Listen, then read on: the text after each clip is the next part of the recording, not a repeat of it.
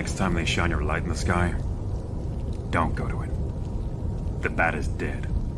Bury it. Consider this mercy. Tell me.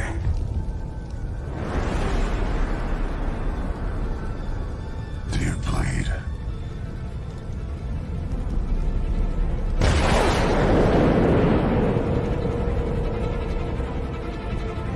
You will.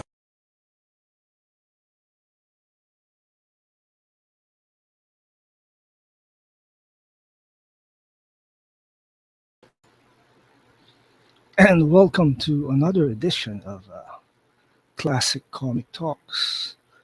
And today we're going to talk about Justice League director Zack Snyder slams the concept of repeating canon. Number two, Avatar gets season 2 and 3.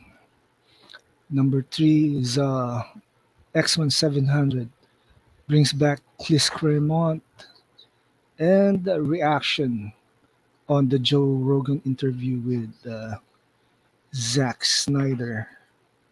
So, yeah, welcome to the show. And first things first,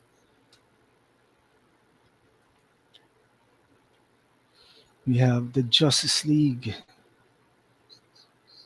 director, Zack Snyder, slams the concept of respecting canon. You're protecting your god in a weird way. This is from Spencer Baculi from Bounding into Comics. So basically, to the surprise of absolutely no one, after all, this is the same man who thought Ezra Miller playing a dollar store Peter Parker was a perfect representation of Barry Allen. Former DCEU architect Zack Snyder has admitted that he has no love for the concept of character canon.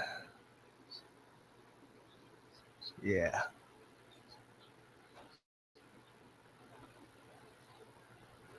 The Man of Steel, BVS, and the original Justice League director offered his thoughts on the topic while making a headline appearing on the 2114th episode of Joe Rogan Experience.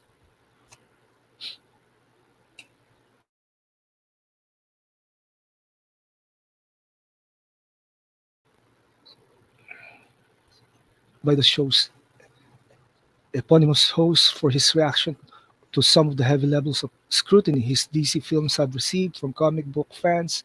Snyder opined that's a lifestyle choice for a lot of people. It's not a movie.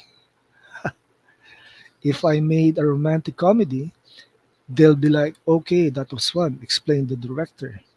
The people who love, and by the way, I love that they feel this passionately. In no way would I criticize that because I live the same life, because for me it's morning, noon, and night. But for those guys, it's not just a movie. So you have to, on some level, acknowledge that this is their religion and they feel strongly about it. And the truth is, it's my religion too. Turning to the grievances fans have had with his darker, more brutalistic take on DC's roster of superheroes, Snyder then admitted, uh, I tend to get in trouble because I do take a deconstructionist view because of The Dark Knight Returns, because of Watchmen.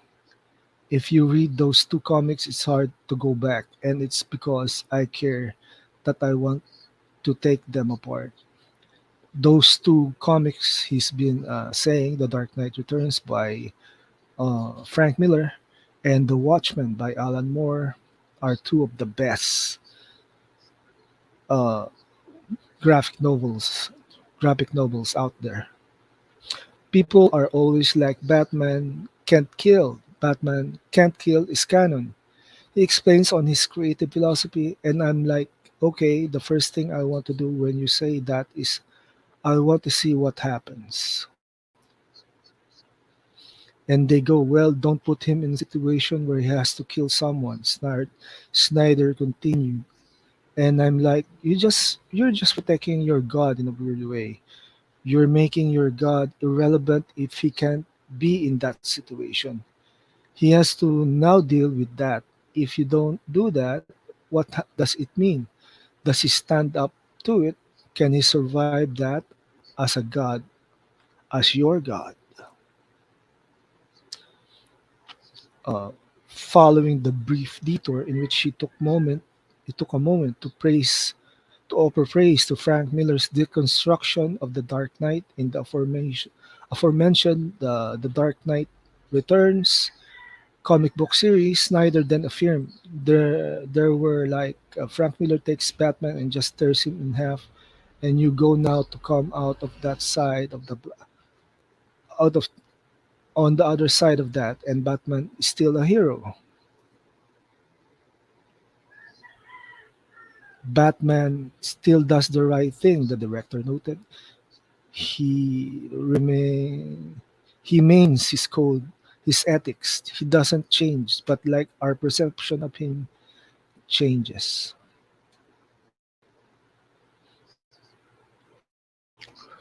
To this end, drawing his thoughts on canon to a close, Snyder then argued, but a lot of fandom who feels like uh, who I feel like have gotten to the same place I have with characters where they need to test them. And I feel like the characters, it's been my experience that the characters have not let us down, said Rebel Moon creator Zach. These myths have not let us down. You put them to the ragged edge into the scenario and they come out the other side and you like, yeah, there's a reason why Superman is Superman. You can handle it. He can F King take it because he's so iconic. Okay.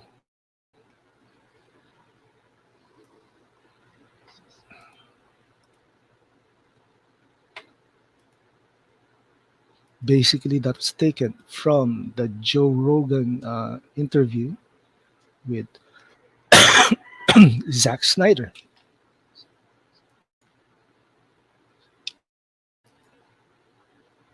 What can I say? He has a practical way of doing superheroes. He's like Frank Miller.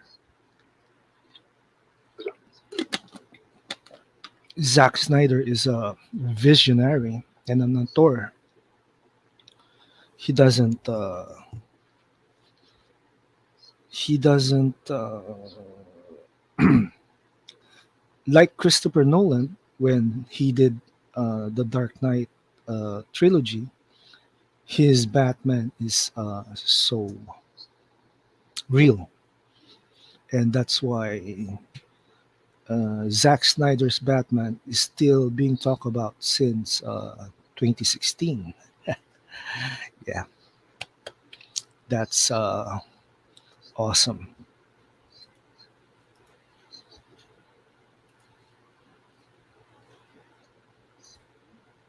The next topic.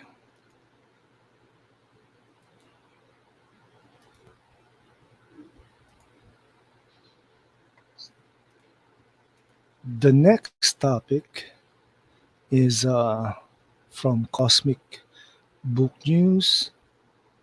Avatar uh, gets season 2 and 3 on Netflix.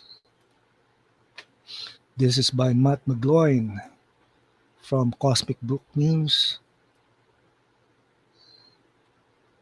So basically, Avatar, Airbender has become a global sensation since its debut on Netflix, leading to a two-season renewal. The live-action reimagining of the series follows Aang as he learns to master the four elements and restore balance to the world. The series has received high ratings and has outranked other popular shows like Sandman and One Piece. I'm still waiting for season 2 of Sandman and One Piece. So this was announced via Netflix. The Avatar state has officially taken over the world. Fan across the globe has embraced Avatar: The Last Airbender, leading to a two-season renewal.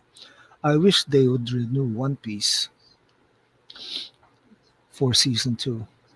The live-action reimagining of the beloved anime series follows Aang, the young Avatar, as he learns to master the four elements water, earth, fire, and air to restore balance to the world threatened by the terrifying Fire Nation. If you remember, Nickelodeon was the one who showed the animated version of Avatar: The Last Airbender.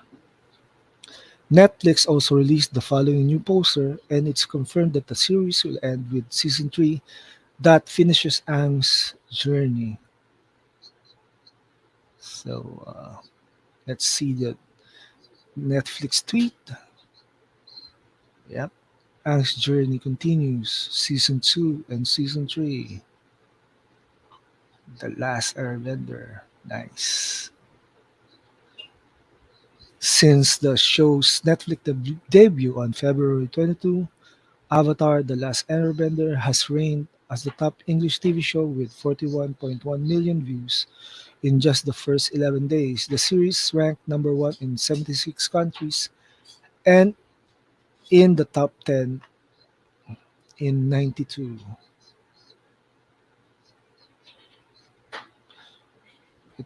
They also outrank Sandman and One Piece.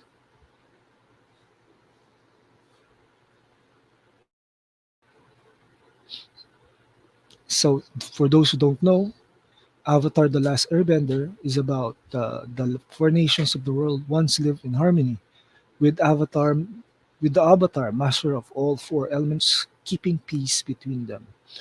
But everything changed when the Fire Nation attacked and wiped out the air nomads, the first step taken by the Firebenders towards conquering the world. This new live-action reimagining of the award-winning Nickelodeon animated series comes to Netflix in 2024. It's directed by Albert Kim and stars Gordon Cormier as Aang. Yep, and yes, that's it. So, for those who don't know Aang, watch the Netflix series. And for those who want to know more, just watch Netflix for the animated version. Yeah, you won't be let down at all.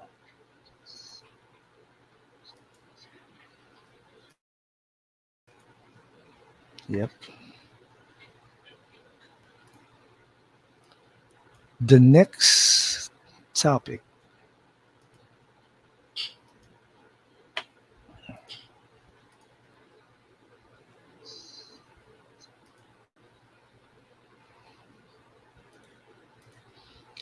X-Men number 700 brings back Chris Claremont for the end of the Krakoa era. So anyone who knows Chris Claremont, he's the guy who brought the new X-Men along with Len Wen and Dave Cockrum way back in 1976. And here he is doing X-Men 700. So this will be June's X-Men 35 will also count as X-Men 700. 5 years 5 years after it began in July 2019, the Krakoa era of the X-Men is coming to an end this summer, and the end of the Krakoa will be marked as a major milestone in X-Men 700. Releasing in June, X-Men 35 will also bear the legacy number X-Men 700. Nice. It's been that long. The numbering is a little iffy, as the titles Uncanny X-Men and X-Men have often run simultaneously,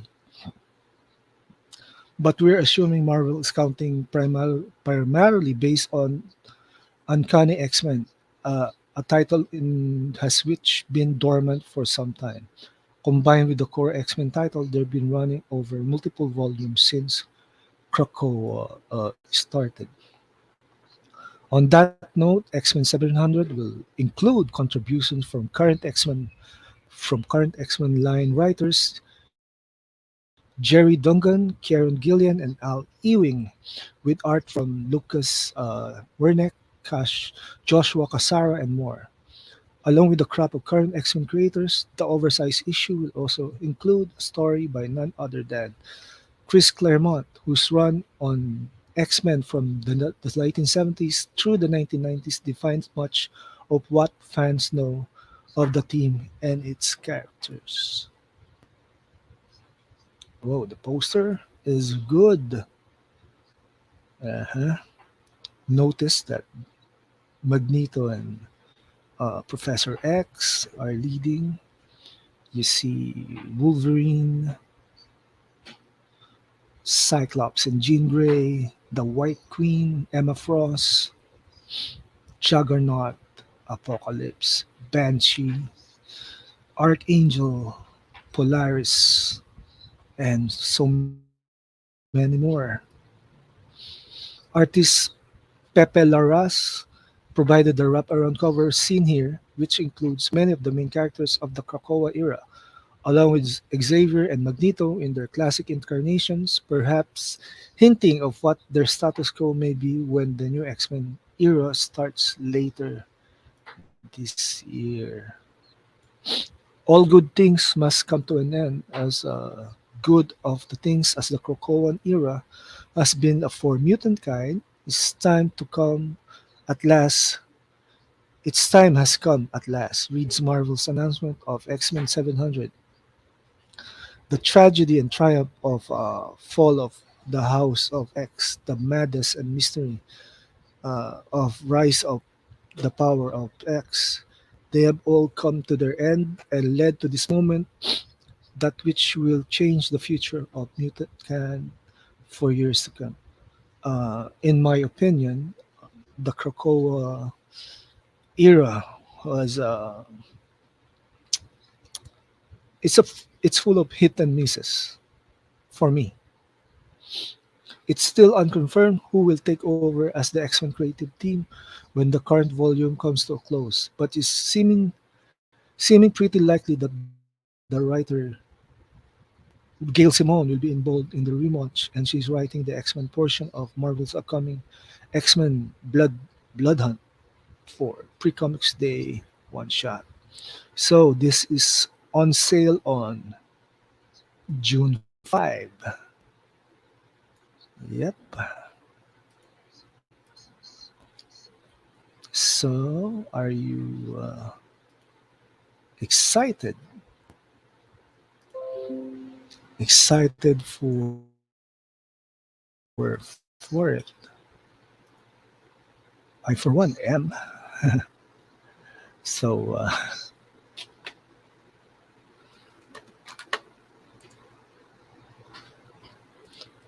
my last topic for today: the reaction on Joe Rogan's interview with Zack Snyder.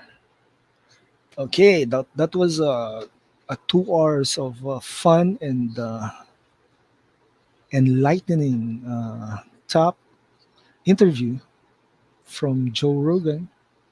Usually a political analyst, but he did interview Zach, and I think he was. good interviewing Zach, although he was kind of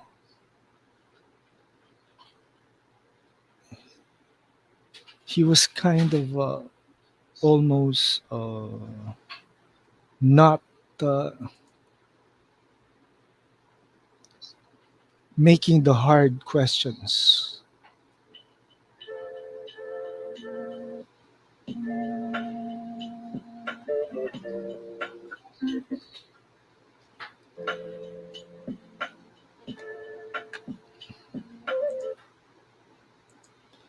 And since YouTube blocked my stream last yesterday, when I like the part where he Zach answered the questions for Watchmen 300, BVS, plus the fact that Warner didn't give him I Am Legend, and 300 almost wasn't made because Warner Brothers already have Troy. Makes you want to think what's going on with these guys. Okay, so basically, it was a good interview. I've learned so much about what Zach's journey was, and I think he wants to continue the series of movies started for DC, like Man of Steel 2, uh, just ZSJL parts 2 and 3, and of course the Batfleck movie. That's obvious. And yeah, you can't put a good director down. I like his versions of the superheroes. He made Superman relatable. He made Batman into the prototype of The Dark Knight Returns by Miller. He made Wonder Woman into an Amazon warrior. He did the Flash. His take on the Flash is something else. His Aquaman was awesome. And who else? Cyborg. It made Cyborg into a household name. Although this lineup of the Justice League is actually from the legendary Superpower show with Cyborg as a member of the Justice League.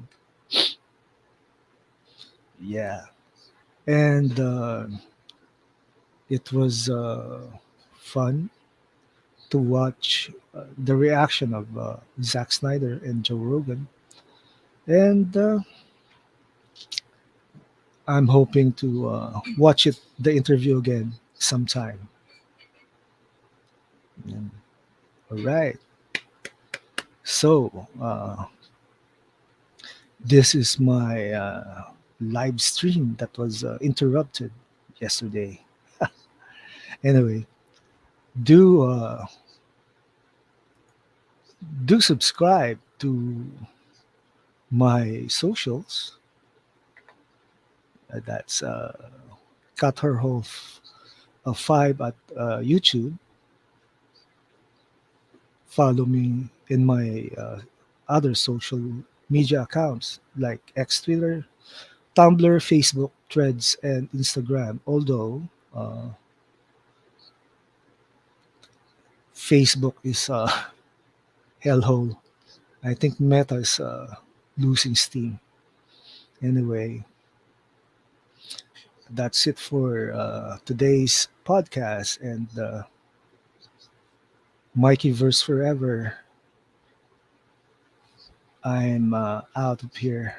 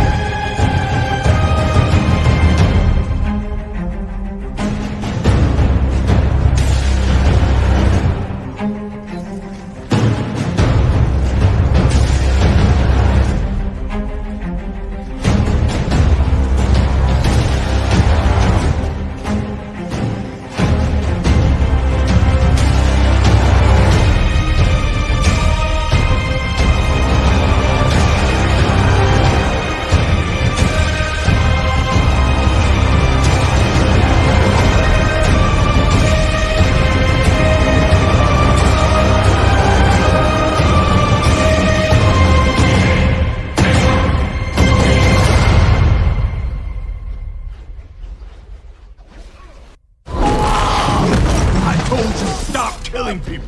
They look alive to me.